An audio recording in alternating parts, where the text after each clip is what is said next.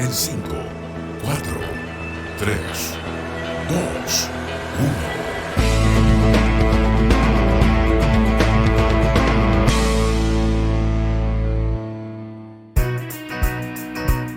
Muy buenas tardes a todos nuestros queridas radioescuchas. Estamos aquí en un nuevo capítulo de Hágase la Luz, día martes 24 de enero, completamente en vivo a las 15:02. Hola Danilo, ¿cómo estás? Buenas tardes.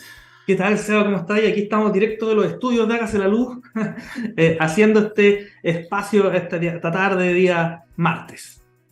Tal cual, y hoy día vamos a estar con unos entretenidos temas, ¿no es cierto?, que vamos a estar conversando. Vamos a estar tocando un poquito acerca de la actualidad del Coordinador Eléctrico Nacional. Y para eso, y entre otros temas también, vamos a tener a un gran invitado el día de hoy. Danilo, no sé si quieres introducir tú a nuestro invitado.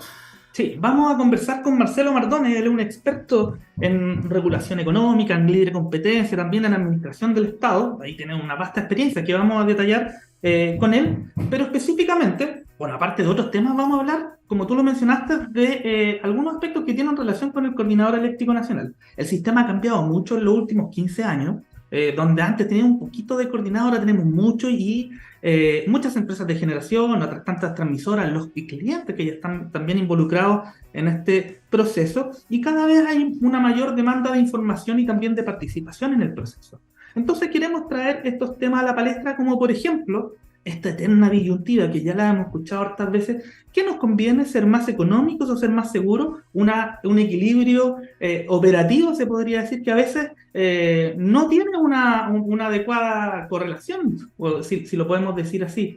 O incluso también temas que tienen que ver con un poco cuáles son los costos que hoy día están viendo los diferentes actores del cliente, con decisiones que también se basan en la operación, que nosotros sabemos que es muy complicada todos los días, pero que tienen que tener obviamente una trazabilidad y también una razón de ser en cuanto afectan los bolsillos de todo el sistema. Entonces hay hartas cositas que podemos conversar ahí. No sé, Seba, si tú quieres también dar alguna opinión particular sobre lo que vamos a conversar hoy día.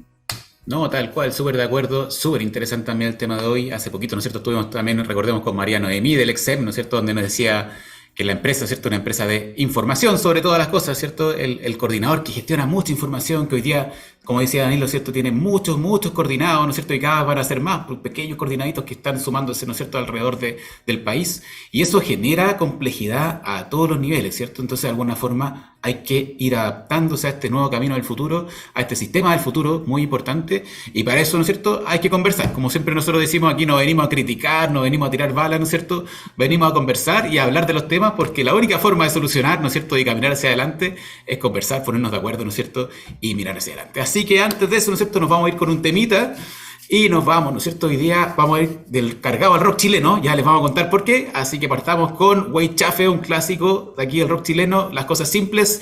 Volvemos en un par de minutos acá en Hágase la Luz, por TX Plus.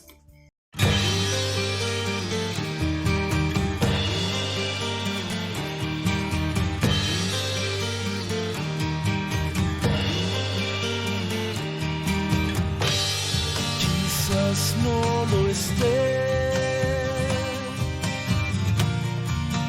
haciendo bien. Me puedes decir qué es lo que encontré. Un viejo cartel antes de mí dice dónde estaré previo a partir.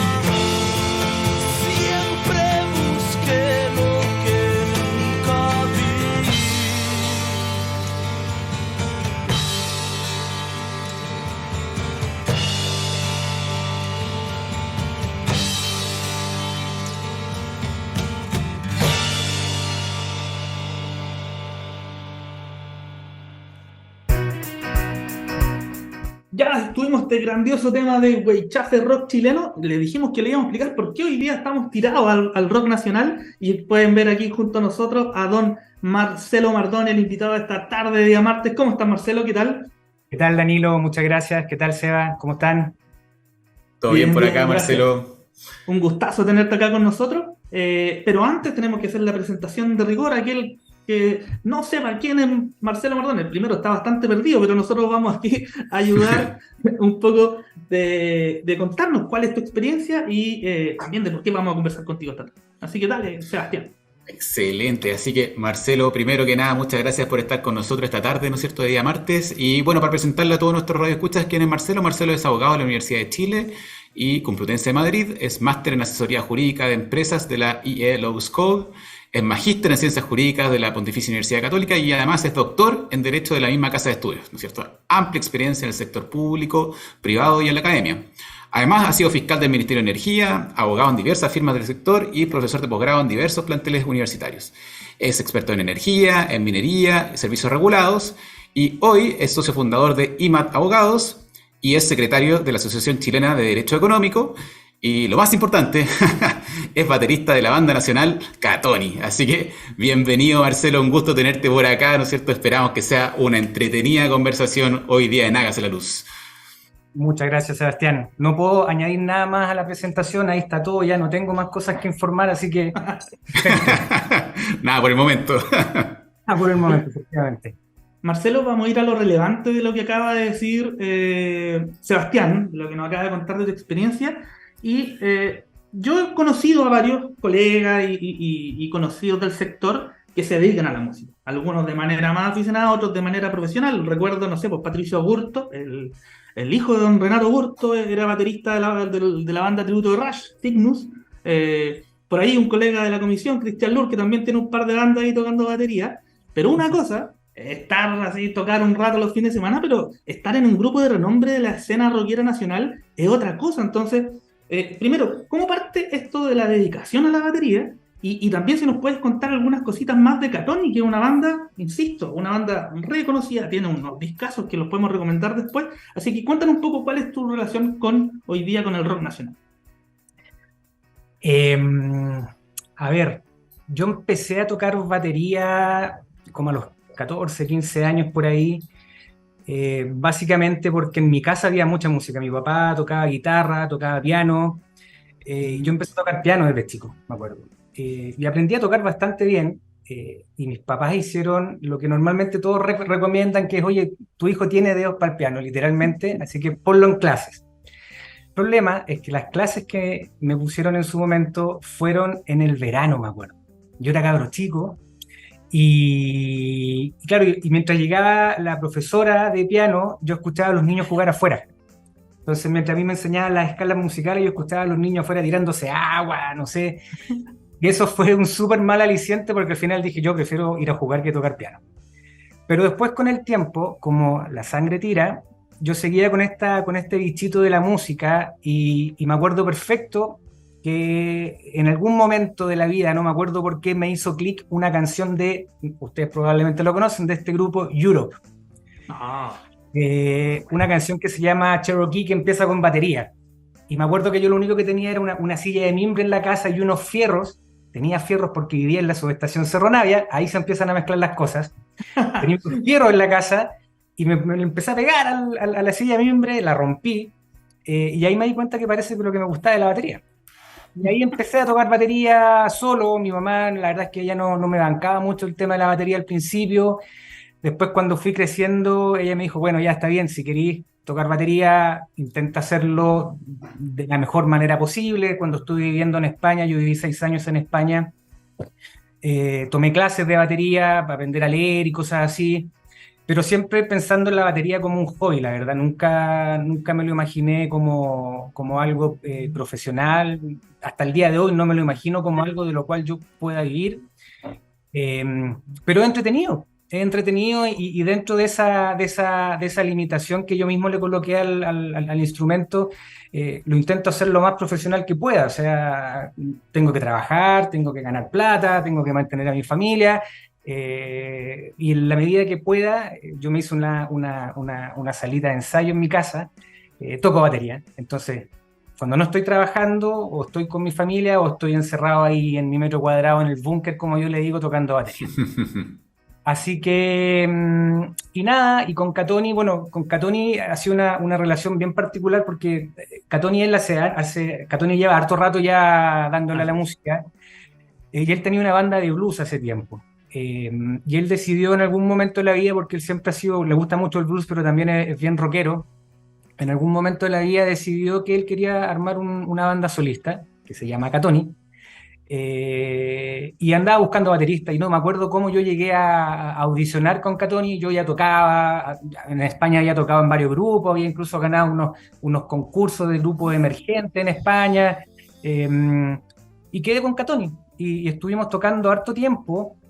Me acuerdo que grabamos un par de discos, 3.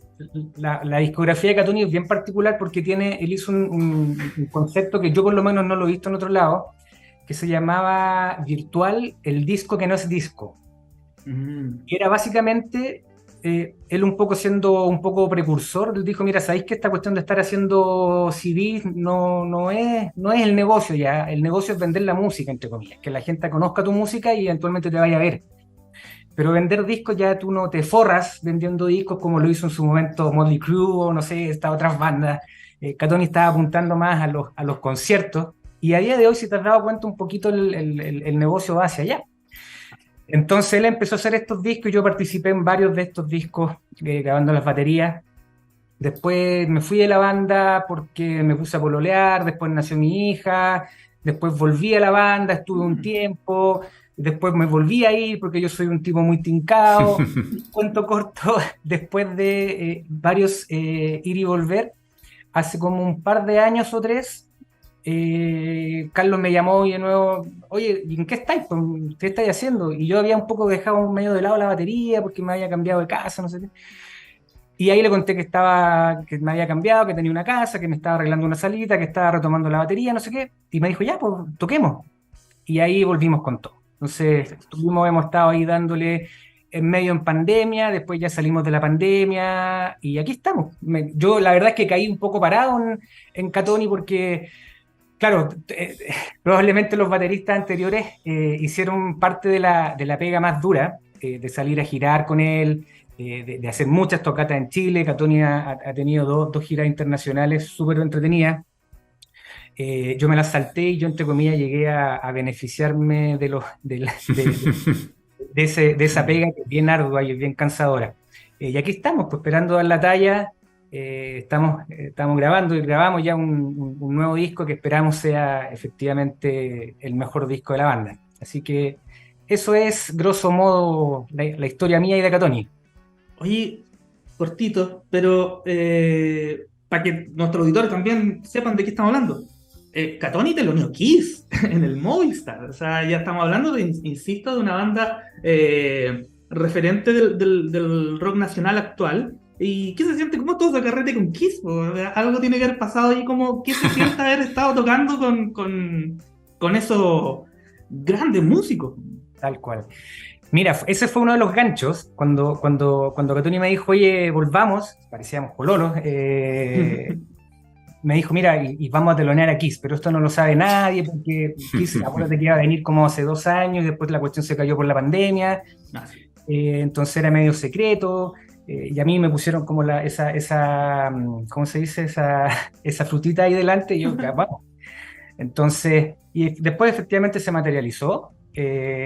Catoni por ahí siempre cuenta la historia, que al final fue como muy, muy de azar, como le ofrecieron a él la cuestión de Kiss, pero salió al fin y al cabo. Y nada, y es tremenda experiencia. Piensa que yo pasé literalmente de estar ensayando en mi búnker a tocar para 10.000, 15.000 personas. O sea, entre medio, claro, yo había tocado con Catoni en otras partes, en salas típicas, no sé, en La Batuta, en distintas cuestiones, pero nunca había tocado en un estadio, en una cuestión tan grande.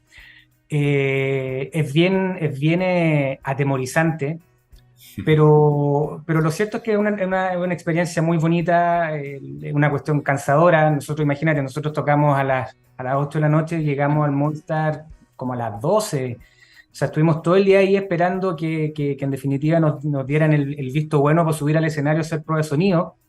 Teníamos todo ahí apilado, me acuerdo. Escuchábamos que que Kiss estaba haciendo las pruebas, que no nos dejaban subir, que pasaban las horas, nosotros decíamos, tú no vamos a poder hacer prueba de sonido. Finalmente nos dieron media hora y en 15 minutos armamos todos los instrumentos, incluía una tremenda batería que tenía ahí, para no ser menos que tenía el baterista de Kiss. Probamos una canción y media y sería, y después para afuera y a tocar. Nada, mira, al margen de eso, nosotros lamentablemente no vimos a Kiss, y eso fue un poco lo fome de esa jornada, porque claro, Kiss venía un poco en esta parada de que este era su último concierto, y aparte venía en una parada de post-pandemia donde no querían enfermarse de nada. Los tipos ya son mayores, creo que alguno de ellos había tenido COVID, y de hecho estas cuestiones de meet and greet que se hacen normalmente después de los conciertos eran atrás de una mica, entonces no había ninguna posibilidad de verlos. Los vimos pasar por ahí metiéndose a su camioneta, no sé qué, pero sería. Entonces, claro, carrete como tal con Kiss no hubo. Para mí, la fiesta de verdad fue estar ahí en el Movistar, estar en el mismo escenario que Kiss, ver cómo se armó el escenario, ver todos los instrumentos, como en el fondo conocer uno de esos grandes conciertos desde dentro. Verlo desde dentro, ver cómo se arma, cómo se desarma, te morís, cómo se desarman, todas esas cuestiones que son millones y millones de cosas en un par de horas, porque en 3 horas más salía su avión para Buenos Aires. Es una cuestión totalmente de película. Así que es una experiencia totalmente irreemplazable, inolvidable para alguien que, como te digo, salió de su salita de ensayo a eso. Buena, tremenda historia. Felicitaciones, Marcelo, primero que nada, que yo creo que es un sueño. Envidia, claro. No, y felicitaciones, ¿no es cierto? Y también un saludo para todos los músicos ahí que están haciendo patria en todos lados, ¿cierto? Porque es duro, como dice Marcelo, ¿cierto? Es duro y es una hermosa profesión, ¿no es cierto? Y ojalá que más gente haga música, porque la música hace que la gente sea mucho más feliz. Y bueno, y volvamos un poquito, ¿no es cierto?, a nuestra realidad sectorial, ¿no es cierto?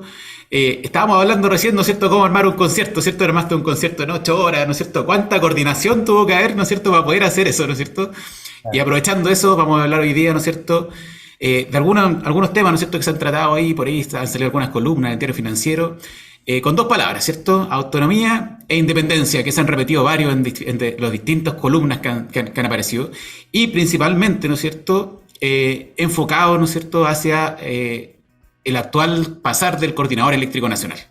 Se han hablado algunos temas, ¿no es cierto?, de rendición de cuentas, de control, de supervisión de las acciones, ¿no es cierto?, reportabilidad, participación, etcétera, ¿no es cierto? Y ahí, Marcelo, en realidad queríamos que nos comentes, ¿no es cierto?, de primera fuente, cómo ves tu punto de vista actual del pasar del coordinador, ¿no es cierto? Y ver, ¿no es cierto? Hay una frase que ha salido a colación un par de veces y ha sacado chispas. Como dijimos al principio, no queremos venir a pelear, venimos a conversar. Pero se dice, ¿no es cierto?, que hay una inmunidad de poder a veces en las acciones del Coordinador Eléctrico Nacional. Así que, ¿cómo lo ves tú, Marcelo? Voy a poner cara de abogado ahora. Saca las baquetas, guárdala. Voy a guardar la polera, ahora voy a poner la polera aquí en un código. No, a ver... Mira, a mí el tema del coordinador me llamó la atención desde el principio, desde la ley de transmisión y quizá un poquito antes, porque cuando yo trabajaba en una oficina que se llamaba Elwin, nos contrató el SEDEC-SINC, creo que fue, para hacer todo un análisis regulatorio respecto de los organismos de operación y coordinación de los sistemas de los mercados en distintas partes, porque probablemente ellos ya estaban viendo que se venía una reforma y querían tener por lo menos algunos insumos para ver en definitiva, con qué operar, y en definitiva, por lo que veo yo, parte de esas cosas se terminaron plasmando en la ley de transmisión y en la conformación que actualmente tiene el coordinador como una corporación autónoma de derecho público. Entonces el tema siempre me ha llamado la atención, tiene cuestiones súper interesantes desde el punto de vista jurídico. Empezando por esto que señalaba Sebastián de esta referencia a la autonomía y la independencia, que de repente uno ve referencias a esos términos como si fueran términos sinónimos y la verdad es que no lo son.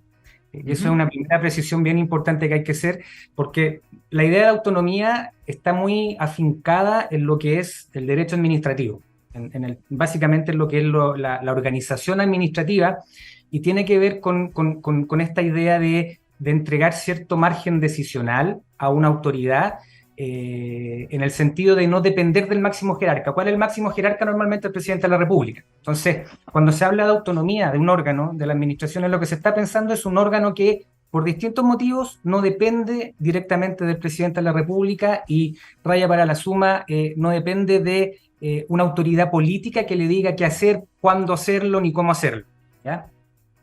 Eso normalmente se da en distintos ámbitos, pero por ejemplo lo que a nosotros nos compete se ve mucho en sectores muy técnicos, en sectores de mercado regulado, donde efectivamente se requiere una expertise especial que normalmente la administración no tiene, porque no la puede pagar, porque no la puede formar, por distintos motivos.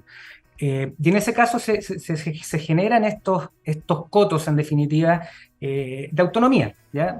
Autonomía que se puede dar a través de distintos mecanismos. Puede ser, a usted probablemente le suene, porque estuvo muy en la palestra el Banco Central, que es una autonomía constitucional.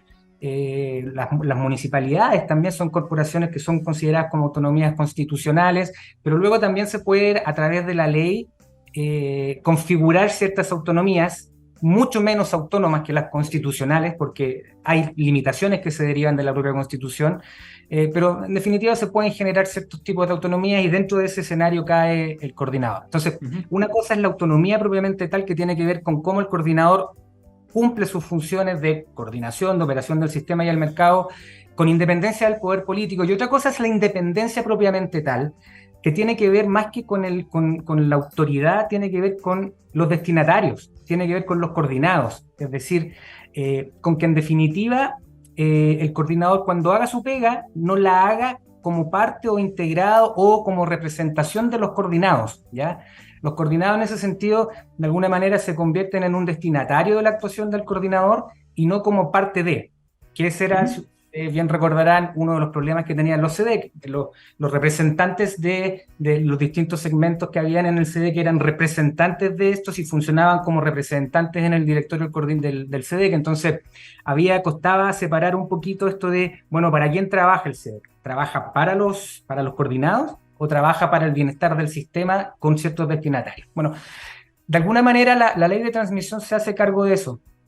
Y hace esa distinción entre autonomía e independencia.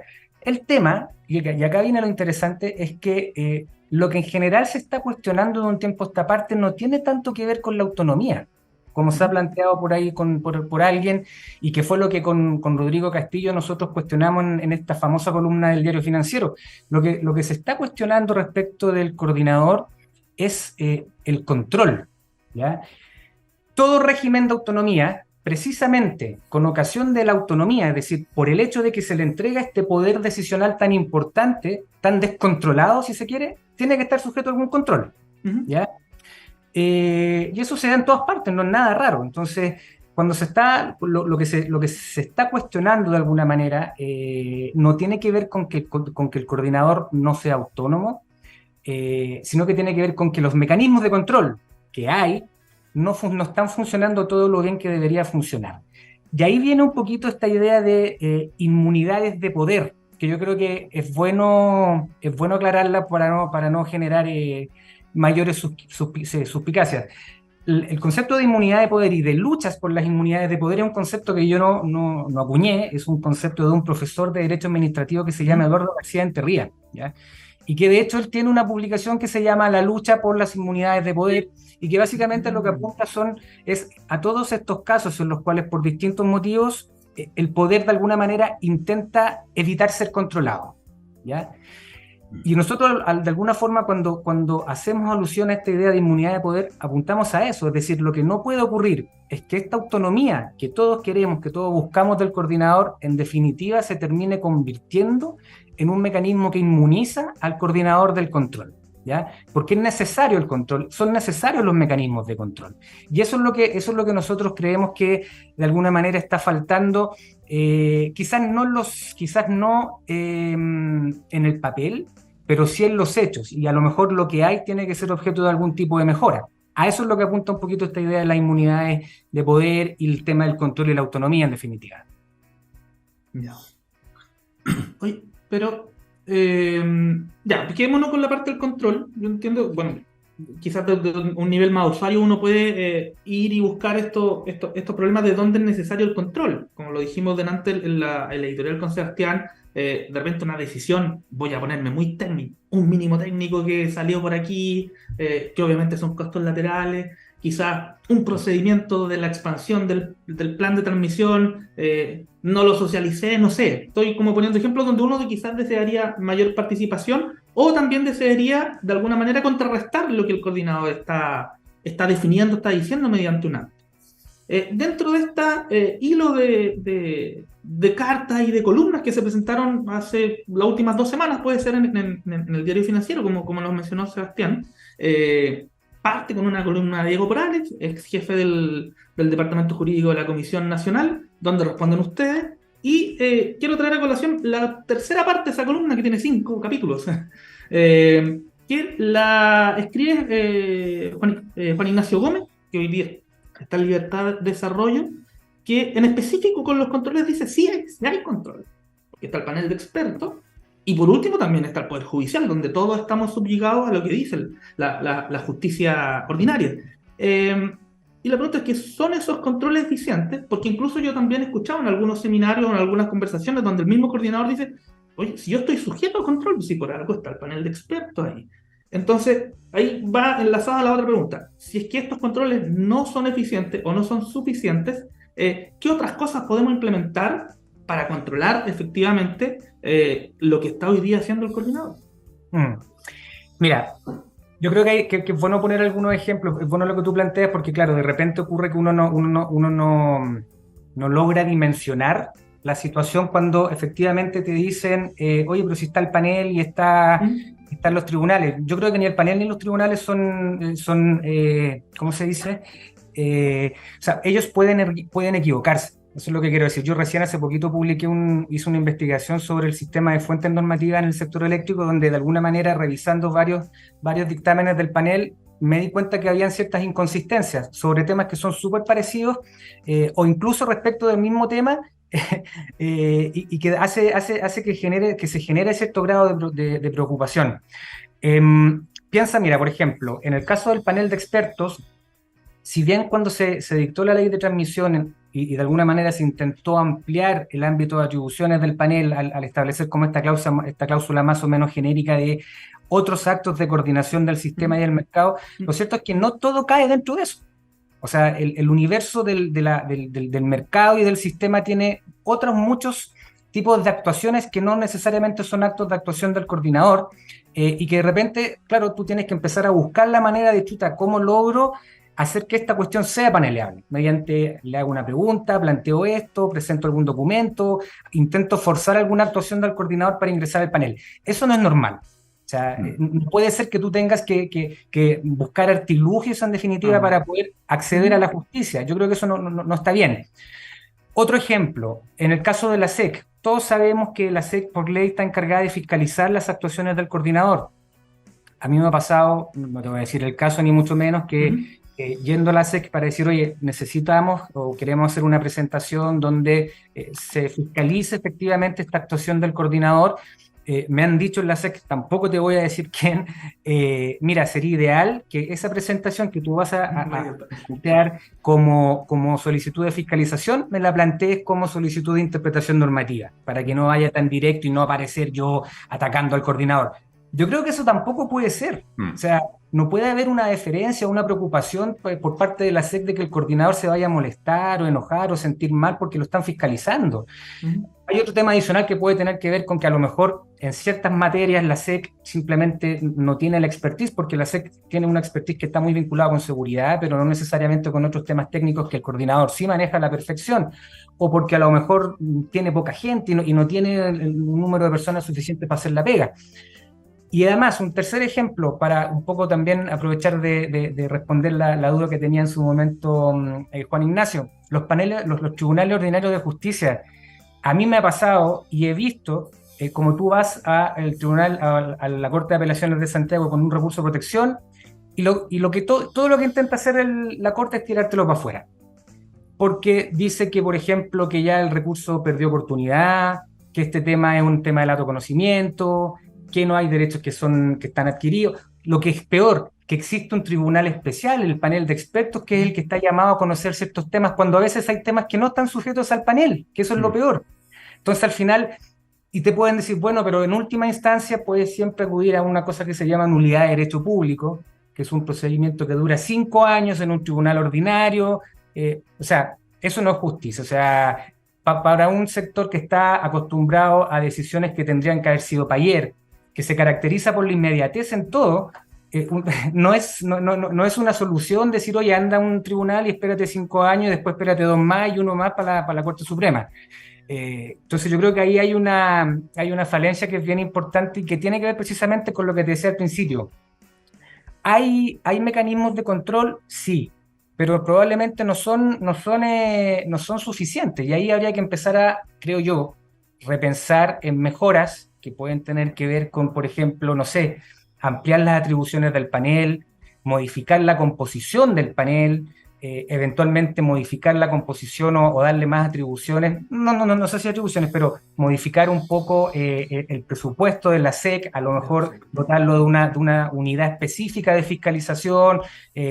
Yo creo que hay varias cosas que pueden tener que ver con eso, o incluso efectivamente establecer mecanismos de control que tengan que ver, por ejemplo, se me estaba escapando, el Ministerio de Energía. Otro ejemplo que es bien importante, licitaciones de obras de expansión. Hay un caso que se está viendo ahora de una empresa que tuvo que ir a reclamar al Tribunal de Defensa de la Libre Competencia, porque fue a la Corte de Apelación y la Corte de Apelaciones le dijo que no era un tema de recurso de protección, porque fue al Ministerio de Energía y el Ministerio de Energía extrañamente le dice, yo no tengo nada que ver aquí con temas regulatorios, yo no tengo atribuciones para verificar el cumplimiento o no de la regulación, cuando tiene en su ley orgánica y en la ley de bases de la administración del Estado una norma expresa que lo faculta efectivamente, no solamente lo faculta, sino que lo obliga a verificar, a fiscalizar el cumplimiento de la normativa del sector. Entonces, al final, la tercera opción que se está convirtiendo cada vez más en una opción que se está utilizando es la libre competencia. Lo mismo pasó con GNL. En GNL lo mismo, la minuta famosa de GNL del coordinador, que se fue al panel, el panel dijo, no, este tema está bien, la seguridad aquí ante todo, así que como esto es súper seguro, démosle nomás, la minuta está perfecto. Bueno, entonces hubo que ir al Tribunal de Defensa de la Libre Competencia de distintas maneras para intentar finalmente ahora, para terminar en una cosa que es bien rara, que es pedir una indemnización de perjuicios al Estado por una norma técnica que es contraria a la libre competencia, que es una cuestión que no está dentro de los escenarios regulatorios de la ley y que de alguna manera lo forzó la Corte Suprema con una lectura también bien torcida de la naturaleza de la norma técnica, pero en fin. Lo que quiero decir, queridos Sebastián y Danilo, es que si bien en los hechos hay mecanismos,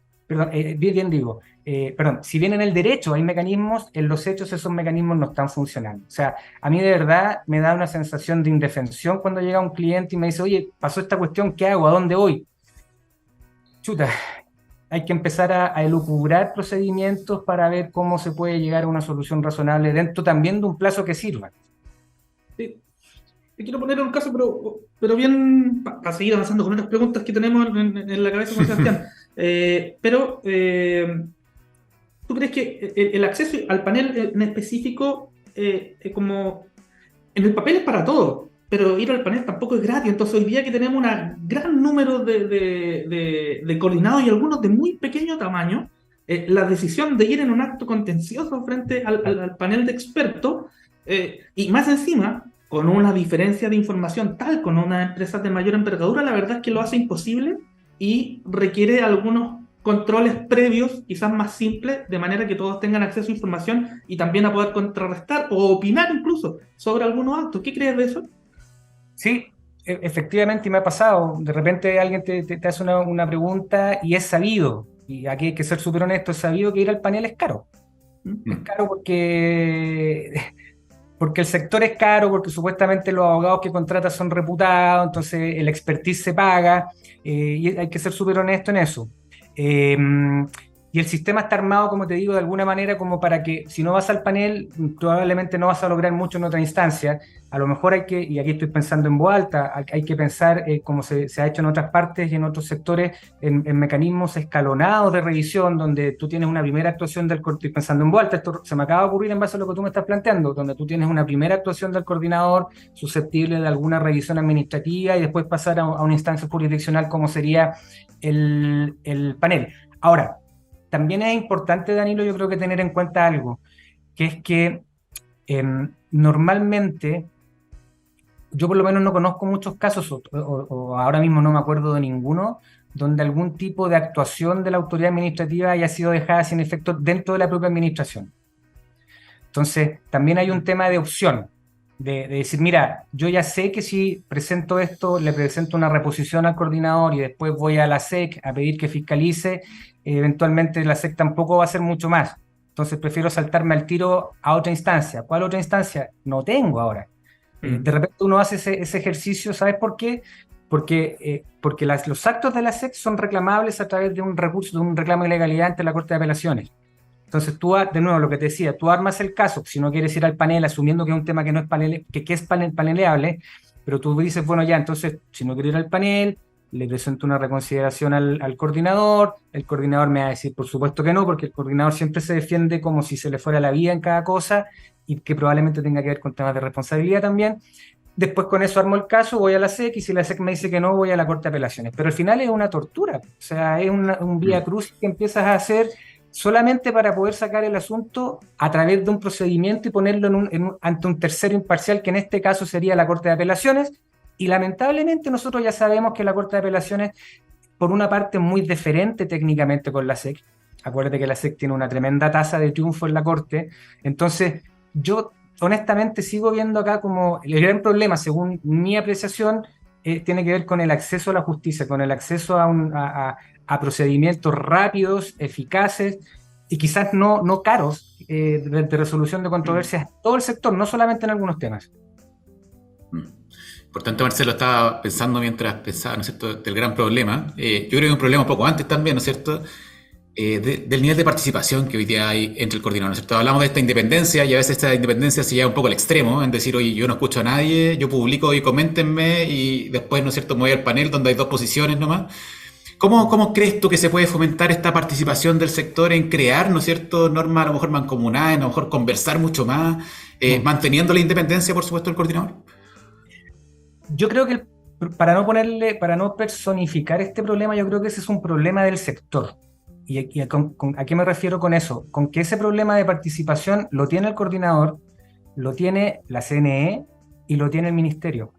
Si tú ves, por ejemplo, en los procedimientos normativos de la comisión o en los reglamentos que hace el ministerio, quizás el problema más grave lo tiene el ministerio, ojo. Cuando el ministerio dice abro periodo de observaciones, te invito a que después no hay respuestas. O sea, lo que emiten es un panfleto que dice decidimos hacer estos cambios, pero no hay ninguna respuesta a las observaciones que se han hecho. La comisión es un poquito más pulcra en responder, pero aún así termina siendo una cuestión más o menos genérica, una tabla Excel donde te responden en 3 líneas, de repente preguntas que son 45 líneas y propuestas normativas, no sé qué. El coordinador está un poco en esa misma línea.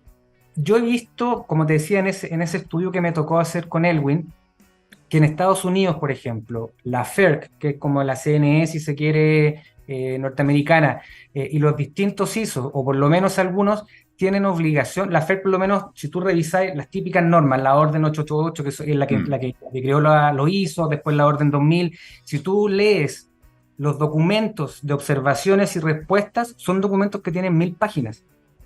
O sea, te hacen una pregunta de la corporación de no sé qué, plantea no sé qué, 45 páginas de respuesta de la FERC, ¿por qué todas esas opciones que están planteando las preguntas son buenas, son malas, los cambios que se van a incluir? O sea, es una cuestión acabadísima. Tú sabes que cuando ya llega la norma al final, se hizo cargo de todos los peros. Los puedes compartir o no los puedes compartir, pero se hizo cargo de todas las opciones. Aquí tú llegas a una norma final que no sabes por qué se llegó a eso, por qué se consideró una cosa, por qué no la otra. En el coordinador pasa un poco lo mismo, pero en el coordinador debería ser menos sangrante. Porque en el coordinador, acuérdate que por lo menos de acuerdo con el diseño institucional de la ley de transmisión, el coordinador no está llamado a regular. El coordinador debería tener procedimientos internos, minutas, cosas que le sirvan a él para hacer la pega, pero no puede Claro. ser como hizo ahora, sacar una minuta, o perdón, un procedimiento interno de automatismos que lo que hace es regular, literalmente regular todo un procedimiento de automatismo y las exigencias aplicables. Y respecto a eso, por ejemplo, el mismo panel dice, oye, este tema que quizás debería estar regulado en una norma técnica, no puede el panel decirte eso, ¿sabes? Entonces, por eso el tema tiene que ver con que sí, tiene que haber participación, pero probablemente la falta de participación, creo yo, en los procedimientos que tienen que ver con el coordinador debería ser menos sangrante que lo que pasa en los otros sectores, porque en los otros sectores lo que se dicta finalmente tiene un impacto en las posiciones jurídicas de los administrados. Lo que hace el regulador, por lo menos, según mi entendimiento, de acuerdo al diseño institucional, arreglado y todo en la ley de transmisión y en su tramitación, apuntaba a otra cosa. O sea, se quería de alguna manera someter la operación del sistema y la operación en definitiva del mercado a las reglas que te da el Ministerio, la Comisión y la SEC, dejando la operación propiamente tal de cargo del coordinador. Yo creo que eso se estaba bypassando un poco. como que se mezcló un poquito. Oye, y vamos a pasar, ¿no es cierto?, a otro temita, ya estamos, ¿no es cierto?, avanzando, como siempre decimos que el tiempo vuela, y como echaste, ¿no es cierto?, al agua al ministerio, ¿no es cierto?, te vamos a preguntar por tu paso en el ministerio. Fuiste fiscal, ¿no es cierto?, del Ministerio de Energía durante la administración de la ministra Jiménez, y hubo de todo, ¿no es cierto?, actos destacables como el inicio del proceso de descarbonización, otros no tanto como los medidores, ¿no es cierto? No sé si nos puedes contar ahí, ¿no es cierto?, cómo fue tu experiencia por el paso ahí por la institución, y no sé si alguna anécdota, ¿no es cierto?, media sabrosa, que siempre son buenas así recordar. A ver.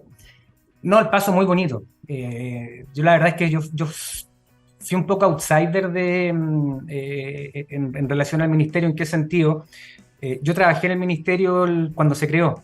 Yo trabajaba antes, yo trabajé entre el año 2003 y el 2009 en el Ministerio de Minería, viendo muchos temas de energía, que en esa época varios de esos se veían en el ministerio. Esencialmente temas de CEOPS y geotermia. Y yo pasé al Ministerio de Energía cuando se creó el 2010 para ver esos temas. Entonces estuve entre el 2010 y el 2012, mediados del 2012, en energía, y después me fui, y de esto de verdad me fui, y yo dije, nunca más vuelvo acá, a menos que sea como fiscal. ¿Por qué? Porque así soy yo, yo te dije al principio de esta conversación, y efectivamente... por cosas de la vida, yo me puse a hacer clases en la universidad, me puse a hacer clases en la Católica, conocí a Ricardo Irarrázaval y lo nombraron subsecretario con el gobierno del presidente Piñera, y le escribí y le dije, Ricardo, te felicito, oye, si necesitas fiscal, acá estoy. Así o sea, sin ninguna otra, fueron 3 líneas por LinkedIn. Y me llamó, me entrevistó, conversamos harto rato.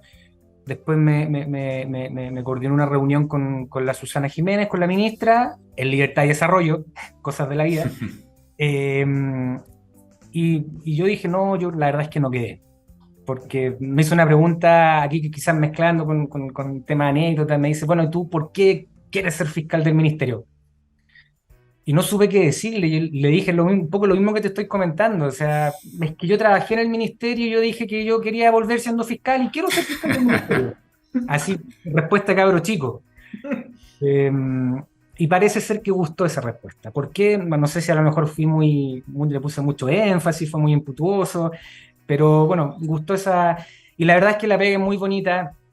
Ahí uno ve efectivamente cómo se vincula la política con lo técnico.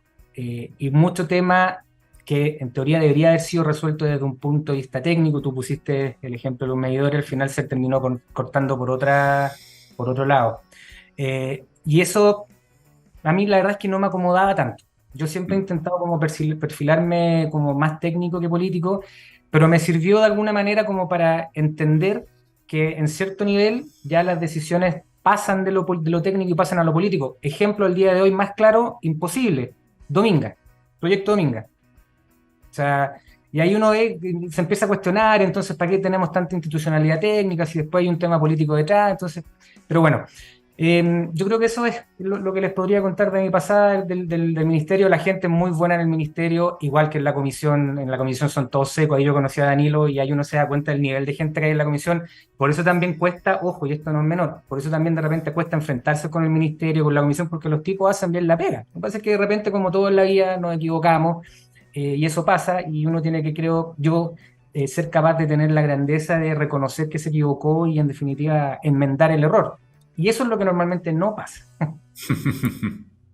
Marcelo, nos quedan 10 minutos y te quiero hacer, antes de pasar ya al cierre, una pregunta particular, ojalá lo más precisa posible. Tú estás ahora en IMAD, abogado, donde se ven más cosas del sector, no solamente el coordinador. Entonces, déjanos dos temas a los cuales tenemos que poner énfasis, así a libre disposición. Quizás, no sé, dale, dos cosas donde el 2023 el sector eléctrico debería preocuparse en la área de tu especialidad. Yo voy a insistir en el tema del acceso a la justicia. Yo creo que de verdad que ese es un temazo. O sea, tú no sacas nada con tener la mejor regulación del mundo si es que no tienes la posibilidad de controlarla ante un tercero imparcial y rápido. Yo creo que ese es un temazo. O sea, no puede ser que efectivamente un ministerio esté desconociendo en el fondo sus atribuciones, que el fiscalizador del sector de alguna manera te pida que tengas que torcer en cierto sentido las presentaciones para no sonar tan pesado. Yo creo que eso tiene que revisarse, y probablemente, no sé si probablemente, pero quizás lo que a mí se me ocurre es esto que te había adelantado hace un ratito, de quizás repensar un poquito el tema del panel, quizás cambiar un poco la integración del panel. Yo creo que está bien que sea muy técnico, pero yo me he dado cuenta, o he sentido por lo menos en el último par de años o tres, que el tema jurídico ha pesado muy poco. Entonces, y ahí entran yo creo que efectivamente lo técnico es relevante, pero lo técnico nunca puede estar en contra de lo jurídico. O sea, toda decisión técnica que tiene que estar de alguna u otra manera avalada o por lo menos soportada por la regulación. Si no, es inválida. Y eso yo creo que no está pasando. Entonces, no pueden haber, lo que te decía al principio, argumentos como, sí, bueno, por motivos de seguridad esto se puede hacer cuando tienes por otro lado una norma que te dice que no puedes hacer tal cosa. Yo creo que eso no puede ser. Y el panel es el llamado a establecer ese orden en el fondo, y yo creo que lamentablemente no lo está haciendo, pero no por un tema de voluntad, sino que porque probablemente el tema jurídico no sea tan relevante para un ingeniero o un economista. Y es comprensible. A mí me da dolor de guata pensar en algo que es ilegal, bueno, probablemente a ti no, que genera tanto. Claro. Entonces yo creo que eso. Otro tema que yo he insistido mucho, y también creo que es relevante y que sirve también para una mejora regulatoria, es el tema de la información. Y una cuestión que yo he planteado en varias partes, se lo he planteado en algún momento al superintendente saliente. Interpretaciones normativas de la SEC. La SEC interpreta la regulación eléctrica con carácter vinculante, y no hay un repositorio, no hay un sistema, como si ocurre, por ejemplo, respecto de las resoluciones de PMGD, donde puedas encontrar ordenaditas las distintas resoluciones o oficios interpretativos de la SEC. Eso es súper importante, porque al final te estáis repitiendo de repente en situaciones o en consultas que a lo mejor ya están resueltas hace rato, y obliga a gastar plata en abogado, que el abogado te va a cobrar un ojo en la cara por hacer la consulta, por armar el caso, resulta que el caso ya está resuelto.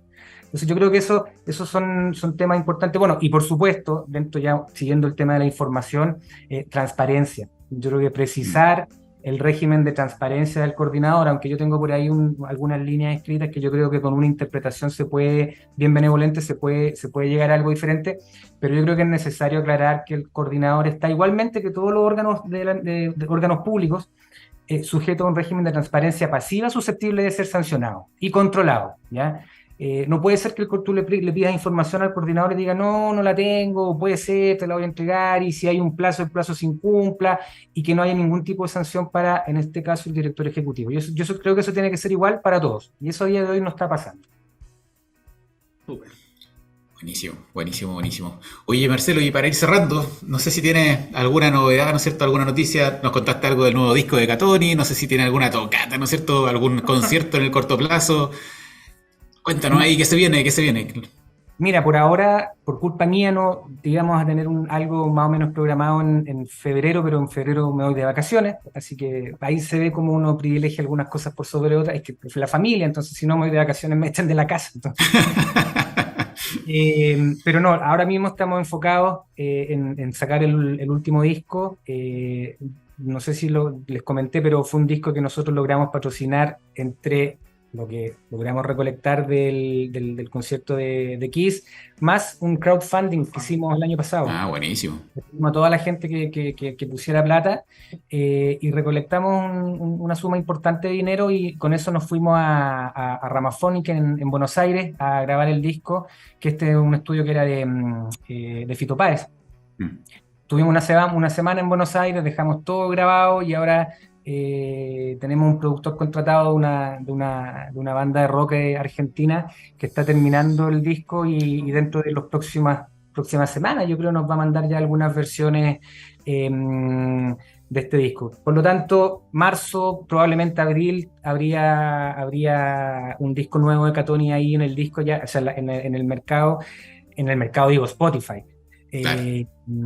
Me han llegado algunas cosas y está sonando increíble. Buenísimo. Oye, Sí. podríamos hacer un lanzamiento hacia la luz. Cuando tengan el single, que pasáis por Sí. acá y lo Sí. lanzamos aquí en. Sí, con todo. Creo, ¿no? Ya, feliz. Ya. Ya. Regalamos unas Entonces, poleras ahí. Tenemos el segundo episodio con Marcelo aquí conversando en Hágase la Luz. Oye, Marcelo, te queremos agradecer esta hora que estuviste conversando con nosotros, porque hablamos del humano y lo divino aquí con respecto a tu persona, pero también de las cosas que un poco nos aquejan del sector eléctrico, que en este caso hablamos sobre el coordinador, su importante función. Y siempre, como tú dijiste, todas las organizaciones, todas las instituciones pueden siempre mejorar en algunas cosas, y aquí, en esta humilde tribuna, ponemos estos puntos para conversar de estas cosas que se pueden implementar de cara a la gran misión que tiene el coordinador. Y para cerrar este programa, te queremos pedir dos cosas. Una, el minuto de hacer la luz, donde tú nos vas a dejar, no sé, una última reflexión, alguna cosa que haya quedado en el tintero, para después la segunda invitación que se la dejo a mi compañero Sebastián para que te la presente una vez después del minuto de confianza. Así que el micrófono Hágase la Luz para Marcelo Martínez. Vamos a ver. Quizás me voy a poner un poco profundo. Ayer o antes de ayer, no sé por qué, y tiene que ver un poquito con la tónica de esta conversación de ser abogado serio y baterista rockero, que de repente son dos cosas que parecieran ser que están contrapuestas. Ayer o antes de ayer, alguien recordaba en Twitter o no sé dónde los 20 mandamientos que publicó ¿se acuerdan del vocalista de Jarabe de Palo que murió de cáncer? Un grupo español. Y eran 20 mandamientos que escribió en un libro, que en definitiva eran frases que son como bien comunes, pero que, claro, tengo 44 años, murió a los 50 y poco, te empiezan a hacer ruido de, bueno, ¿qué pasa en la vida? ¿Qué es lo que uno hace? ¿Qué es lo que no hace? ¿Por qué estáis acá? En definitiva. Y quizás mi iluminación puede tener que ver algo con eso, con que yo creo que al final todos tenemos que hacer cosas, no todo en la vida es derecho, no todo en la vida de economía, no todo en la vida de ingeniería. Hay cosas que nos entretienen, en mi caso es la música, puede ser el arte, puede ser la lectura, cualquier otra cuestión, el deporte, y yo creo que lo importante en la vida en general es intentar hacer lo mejor posible en cada uno de esos ámbitos, intentar ser lo más responsable, lo más profesional posible en el tema profesional, y intentar ser lo más profesional, si se puede, en el tema musical, en el tema deportista, en el tema de lo que sea. Yo creo que eso te puede, en definitiva, llevar a intentar dejar alguna pequeña huella en la vida, darle de alguna forma justificación a las cosas que estás haciendo ahora. Yo creo que eso sería mi conclusión. Agradecido, Marcelo. Muy bonita conclusión. Oye, y para cerrar el tema, nosotros siempre le pasamos los controles de la radio aquí a nuestros invitados, así que Marcelo, invitado, ¿no es cierto?, a programar un temita, y que nos despedimos de todos nuestros queridos radioescuchas por el día de hoy. Ya que hablamos tanto de Catoni, yo creo que... Catoni, ¿no? Catoni. Todo el rato. Excelente. Yo creo que el tema, el más rockero, según yo, del Movistar Arena, del envío del Movistar Arena, es uno que se llama Llévame. Yo creo que ese puede ser un buen tema para cerrar. Muy buen Buenísimo. tema.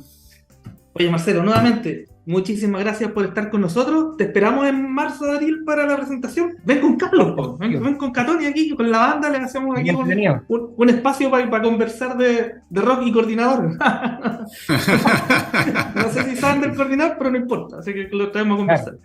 Oye, gracias Marcelo, y aquí lo dejamos con Llévame, de la banda nacional de rock Catoni, y nosotros ya Seba nos vemos la próxima semana en otro capítulo de Hágase la Luz. Así que, grande Marcelo, Nos vemos la gracias próxima a semana. nuestros Radio Escuchas.